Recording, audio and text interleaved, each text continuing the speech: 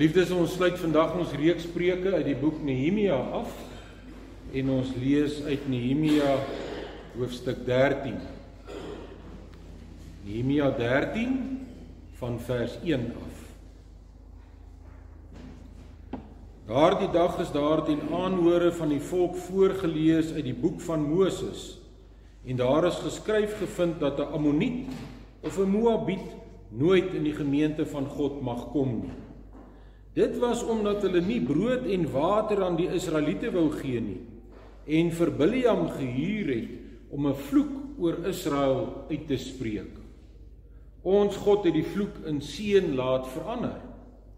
Toe die volk die wet hoor, het hulle almal wat van gemengde herkoms was van Israel afgeskei. Tevore het die priester Eljasap, wat in beheer was van die opslagplek by die huis van ons God en familie van Tobia was, vir Tobia 'n groot kamer ingerig, wat tevore gebruik was vir die graanoffer, die wierook, die offergereedskap, die tiendes van koring, wyn en olie, die aandeel van die leviete, die sangers en die poortwagters, en die offergawe vir die priesters. Ek was nie in Jerusalem toe dit alles gebeur het nie, want in die 32ste regeringsjaar van koning Artasasta van Babel is ek terug na die koning toe. Ek kon eers met verloop van tyd van die koning verlof vra en na Jerusalem toe kom. Toe ek uitvind watter verkeerde ding Eljasap gedoen het, deur vir Tobia 'n kamer in die voorhof van die tempel in te rig, was ek baie kwaad. Ek het al Tobia se huisraad uit die kamer gegooi en opdrag gegee dat die kamer gereinig moet word. Daarna het ek die goed wat in die tempel gebruik is en die graanoffer en die wierook daar teruggesit. En dan volg die gedeelte oor die herstel van die leviete se voorregte. Verder het ek uitgevind dat die leviete nie hulle aandeel aan onderhoud ontvang het nie, en dat hulle en die sangers wat dienswerk moes doen weg is, elkeen na sy eie grond toe. Ek het die amptdraer sterk aangespreek en gesê, waarom is die tempel verwaarloos? Daarna het ek die leviete weer bymekaar gemaak en in hulle poste teruggeplaas.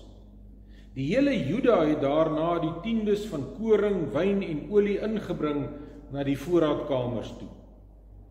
Ek het die priester Selemia, die sekretaris Sadok en die leviet Bedaja in beheer van die voorraadkamers geplaas. En hulle is bygestaan deur Ganan seun van Sakur, seun van Matanja. Hulle is as betroubaar beskou, en dit was hulle taak om die uitdeling aan hulle amptsgenote te doen. Onthou tog wat ek gedoen het, my God. Moet tog nie dat my liefdesdade wat ek vir die huis van God en vir sy diens gedoen het nie, vergete raak nie.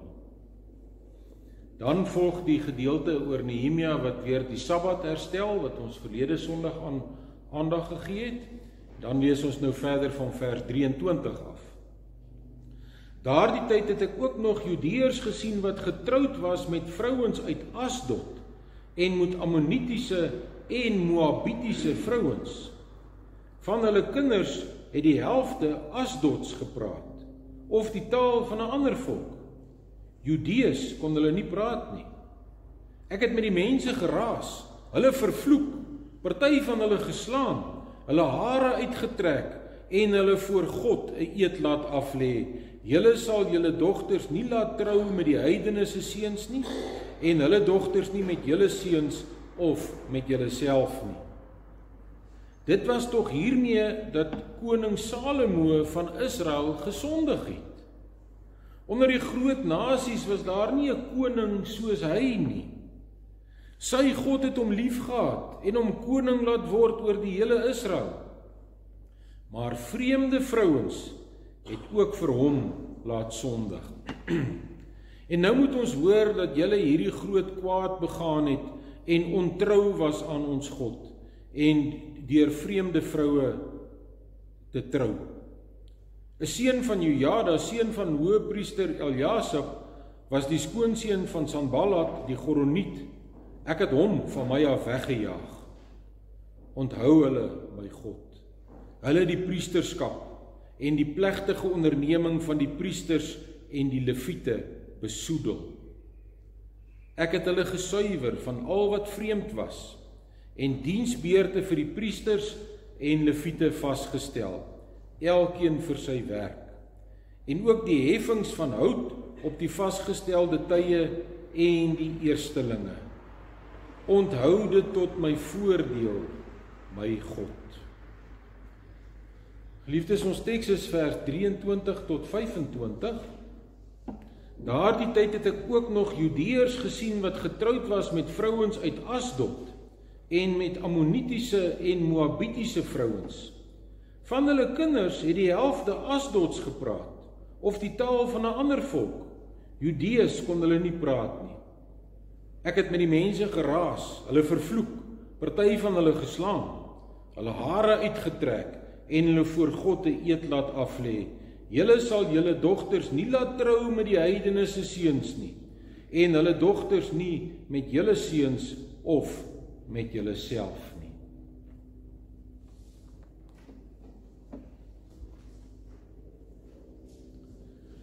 Geliefdes in die Here, die mens is gedurig geneig om maar terug te val in sy sondes.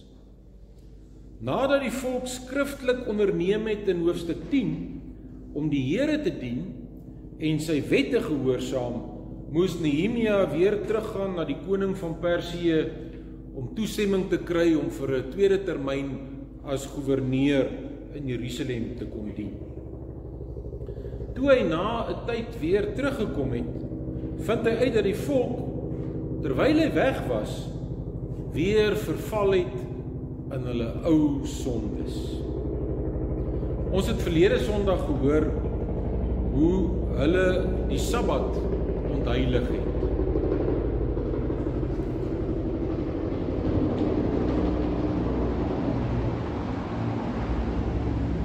Ons het verlede Sondag gehoor hoe hulle die Sabbat ontheilig het, maar dit was nie al nie. Hulle het ook met ongelowige vrouens van vreemde volke getrou, wat hulle en hulle kinders tot afgodsdiens verlei het. Hulle het ook opgehou om behoorlike dankoffers te gee, waarmee die erediens in stand gehou moes word, en waarvan die priesters en die leviete en die sangers en die poortwagters moes lewe. Daarom het die leviete die tempeldiens gelos en gaan boer om vir hulle self te kan sorg. Dit was alles dinge wat hulle skriftelik beloof het om nie te doen nie. En tog het hulle van hulle beloftes vergeet en weer teruggeval in hulle sondes. Geliefdes, omtrent 26 jaar tevore al, het Esra dieselfde sondes onder die volk probeer uitroei. In Esra 10 lees ons seker een van die aangrypendste stukkies geskiedenis in die hele Bybel. Tientalle gesinne wat uitmekaar geskeur word. Mans wat hulle vrouens en kinders uit vreemde volke vir altyd moes wegstuur. En dit boonop op die bevel van 'n priester. 'n Mens kan vir jouself voorstel hoe hoog die emosies moes loop in daardie tyd. Dink maar aan hoe u sal voel as u vrou en die kinders vir altyd moet wegstuur. Of as u vrou of u as vrou of as kind vir altyd weggestuur word. Mens kan jou dit amper nie indink nie. Wat het alles aanleiding gegee tot hierdie verskriklike opdrag? Liefdes, een van die redes waarom die volk destyds in ballingskap weggevoer is, was dat hulle vreemde gode begin dien het.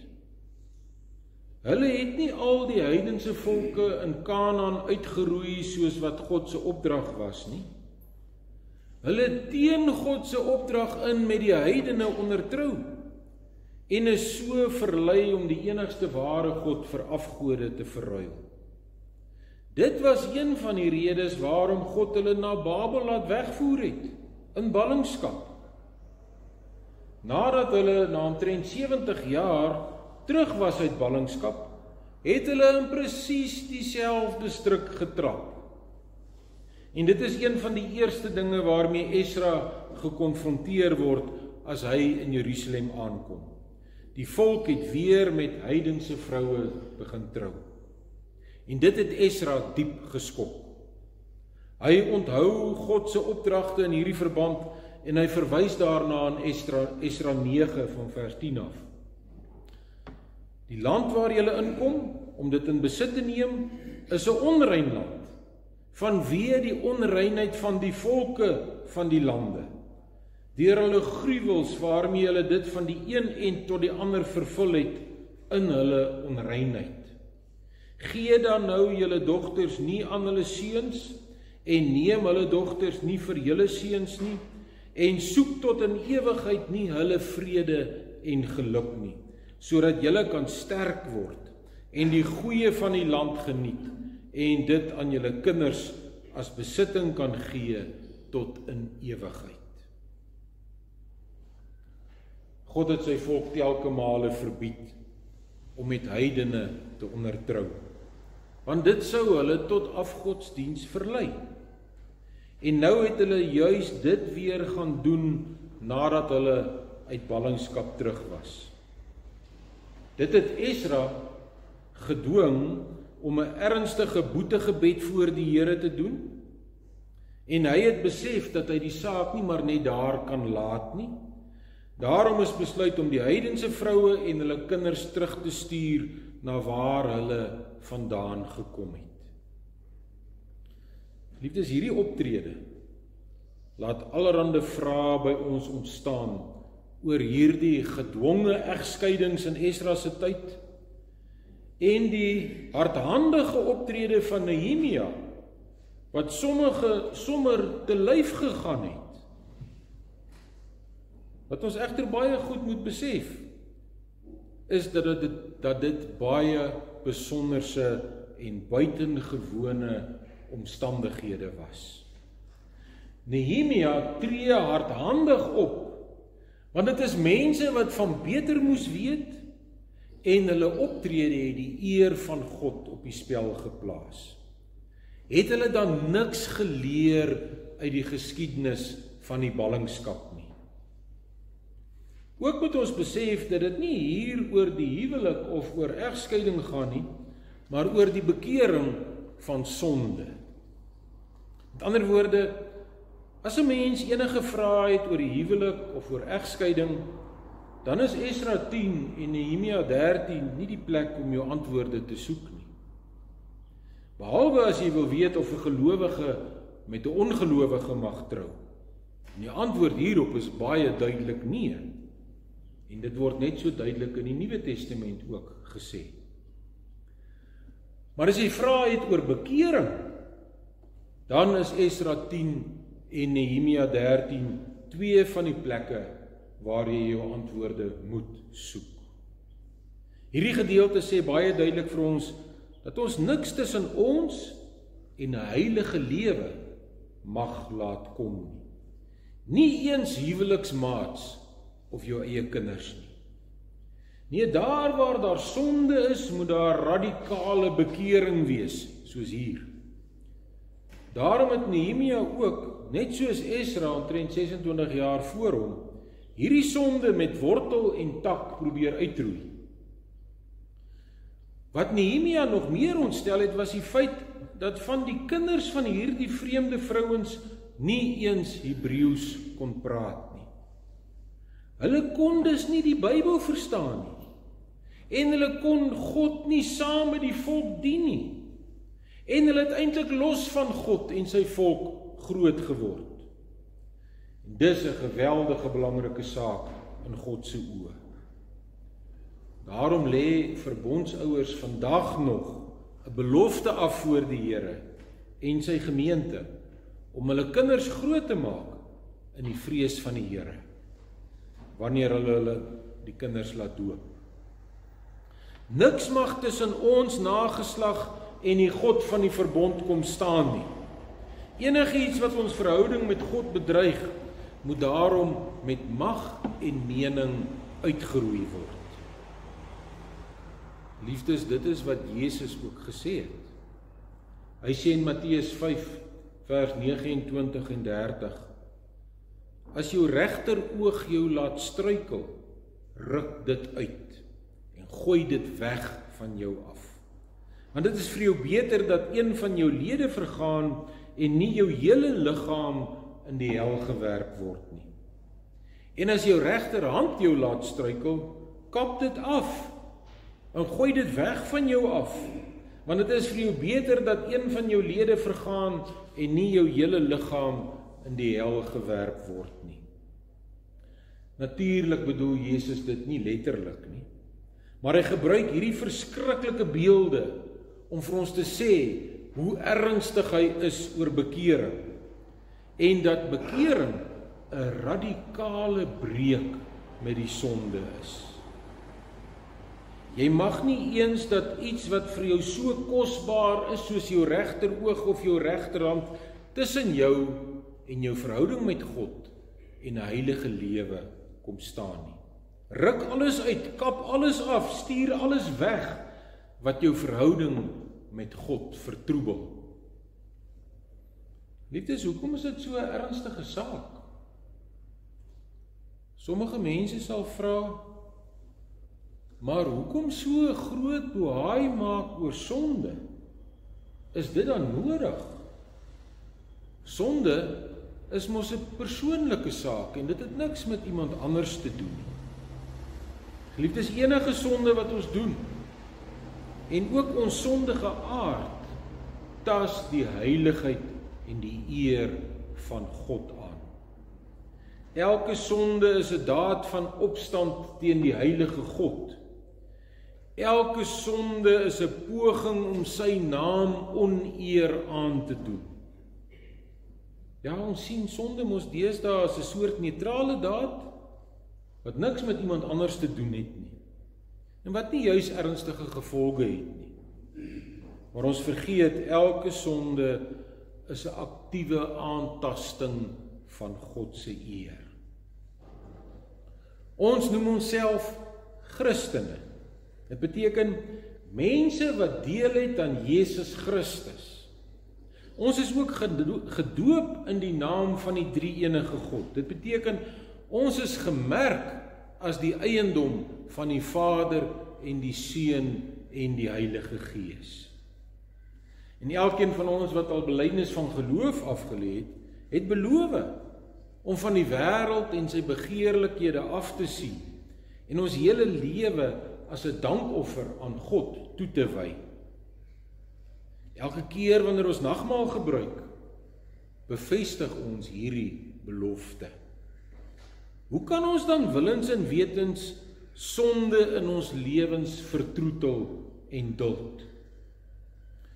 Boonop moet ons onthou, sonde waarin jy volhard, kan tussen jou en die ewige lewe kom staan. Ons word opgeroep, ook deur hierdie skrifgedeeltes, om ons radikaal te bekeer. Dit beteken natuurlik nie dat ons die ewige lewe verdien met ons bekering of met 'n heilige lewe nie. Maar dit beteken wel dat Jesus Christus die ewige lewe vir ons verdien het. En dat hy sy gees oor ons uitgestort het om ons te lei om 'n heilige lewe, 'n lewe aan hom toegewy te lewe. Juist daarom mag jy jou nie in jou sondige manier laat vasval en laat voortploeter nie.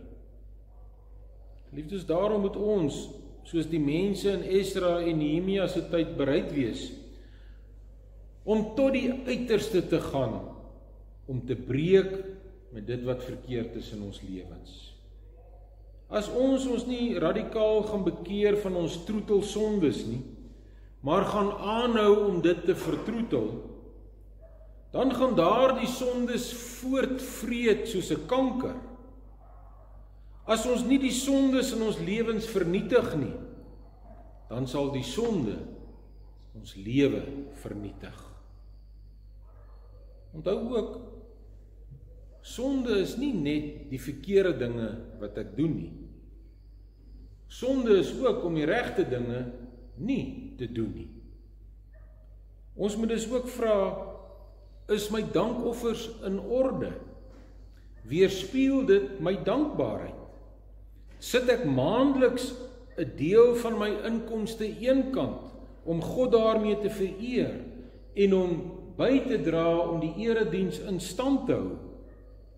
Dis een van die sondes wat Nehemia hom teen vasgeloop het toe hy weer teruggekeer het. Daar is opgehou om tiendes te gee, die leviete en die priesters en die tempelsangers is nie versorg nie, en hulle het gaan boer. En so het die erediens verval. Ook moet ek vra, hoe lyk my meelewing? Besoek ek siekes? Leef ek mee met die wat swaar kry? Bid ek vir die lysie mense in die nuusbriefie? Dra ek die woord uit? Verdiep ek my in God se woord? Is die erediens vir my 'n bron van vreugde? Bring ek die Sondag reg deur? Is dit 'n dag wat ek volledig op sy sit om die Here te dien? Laat ek ook soos die volk in Nehemia se tyd vreemde wêreldse invloede in my lewe of my kinders of my kleinkinders se lewens toe, of roei ek dit met mag en mening uit? Geliefdes, God se Gees herinner ons vanoggend opnuut.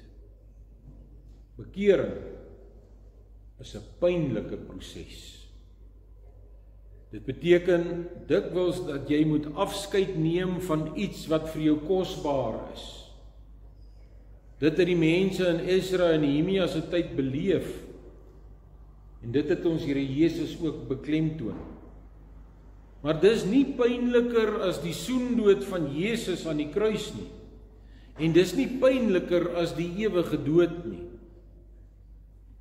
Jesus het ook gesê, wat help dit dat 'n mens die hele wêreld as wins verkry, maar aan sy siel skade ly?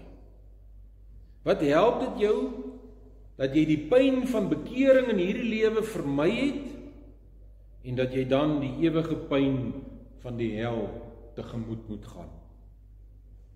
Ja, bekering is soos 'n noodsaaklike, pynlike operasie wat jy moet ondergaan. Anders sterf jy.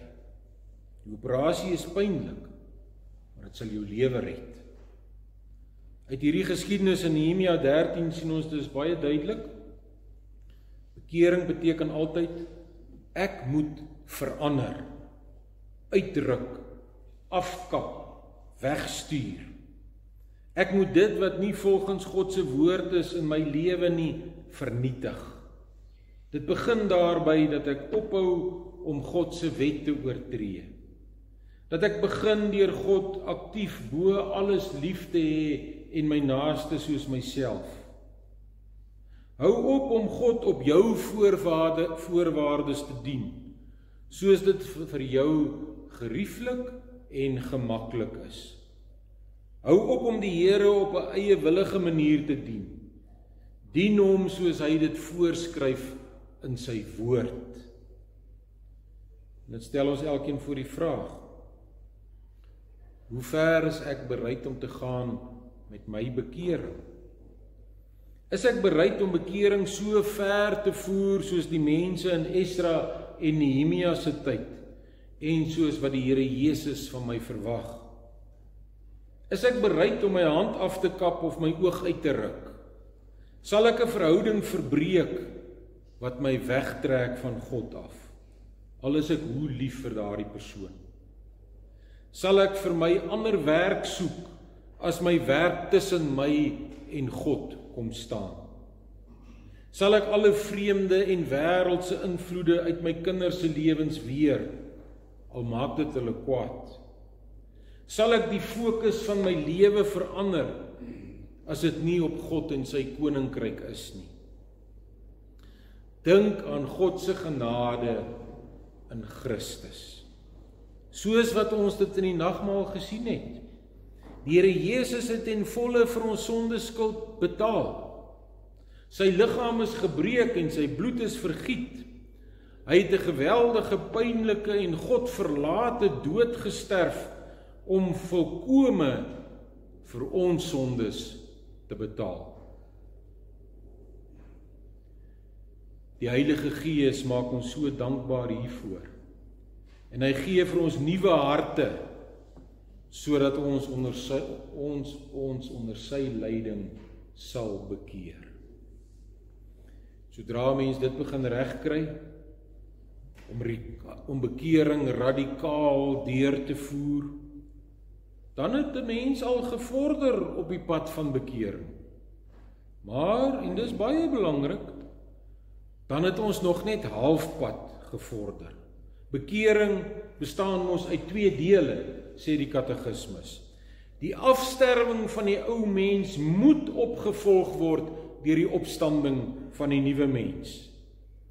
En daarom is dit ook nodig dat die Heilige Gees aan my 'n nuwe hart en 'n nuwe gees sal gee. Ja, in die plek van die sonde moet die goeie werke, die dade van dankbaarheid nou kom. En dan sal die vreugde ook terugkom in jou godsdiens. Bekering is dus eers volledig wanneer ek bly is, ek behoort aan God en ek daarom lus is en lief is daarvoor om God te dien met my gehoorsaamheid. Vreugdevolle godsdiens is nie iets wat jy kan najaag nie, want dit is die gevolg van 'n lewe van gehoorsaamheid aan God.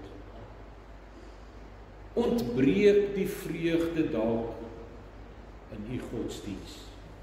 Vra dan vir jouself af. Vernietig ek die sonde in my lewe en is my lewe soos 'n dankoffer aan die Here? Dan sal ek besef, dit wat ek gedink het is vir my kosbaar, sou eintlik my lewe gekos het, my dood veroorsaak het. Dit wat ek nou het, die versoening in Christus, die genade van God en die vreugde van 'n gehoorsame lewe oortref alles in waarde. Dit en dit alleen is al wat werklik kosbaar is in hierdie lewe. Daarom lei my oorvloedige dankbaarheid wat die Heilige Gees in my werk, my om my radikaal te bekeer onder leiding van God se Gees en sy woord. God se Gees lei my om 'n dankbare, diensbare, gehoorsame lewe te lei wat hom verheerlik. Amen. Kom ons dank saam. Onse Vader wat in die hemel is, ons dankie vir u woord. Ons dankie ook vir die boek Nehemia en dat ons daaruit kon leer hoe belangrik dit is om u voorskrifte, u opdragte vir kerkwees en vir die erediens en vir gelowige wees ernstig op te neem en deur te voer. Want dit is tot ons eie voordeel, natuurlik ook tot eer van u heilige naam. Daarom bid ons dat u ons elkeen ook sal lei deur die Gees om ons te bekeer, elke dag radikaal die sonde uit ons lewe uit te roei en soos nuwe mense in Christus te lewe, wat u naam verheerlik, wat diensbaar is in u diens, wat u koninkryk soek en uitbrei, wat u kerk opbou en uitbou. Uit onsself is ons nie daartoe in staat nie. Daarom bid ons dat u ons sal bekeer, sodat ons bekeer kan wees. Ons vra dit in Jesus Christus se naam. Amen. Ons gee nou geleentheid vir die liefdesgawes.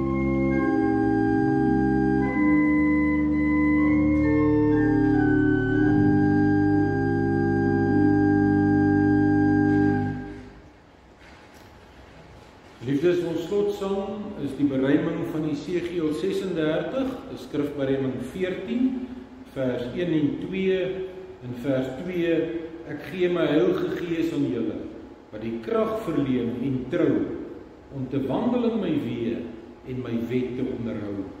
En julle sal die land van seën deur my seën weer verkry, waar ek 'n God sal wees vir julle, en julle 'n volk sal wees vir my. Skrifberuiming 14, vers 1 en 2.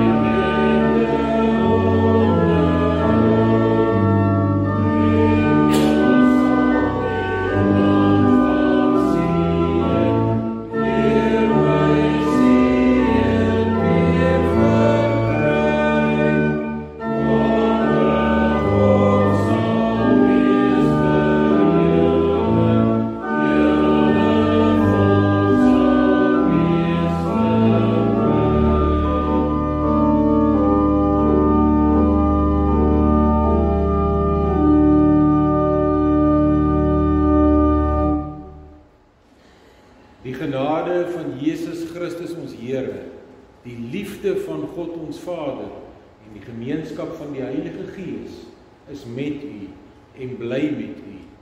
Amen.